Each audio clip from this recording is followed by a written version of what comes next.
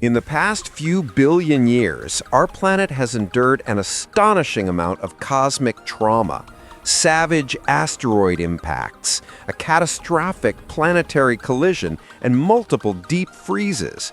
Not to mention the parade of bizarre and remarkable life forms that have ruled it. Honestly, it's a marvel our blue home has survived it all.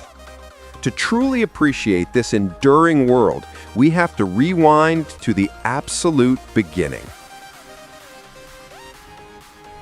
Roughly 4.5 billion years in the past, our solar system began its existence, coalescing from a thick, swirling cloud of cosmic gas and dust. This immense cloud compressed into a rotating disk, its center growing hotter and hotter until hydrogen atoms fused into helium. In a flash, our sun was ignited. Baby Earth was forming right alongside it. After the sun's spectacular debut, matter throughout the spinning disk started to clump together. These initial aggregates were the seedlings for the planets and moons we know today. As they gathered more material, they expanded, becoming increasingly spherical.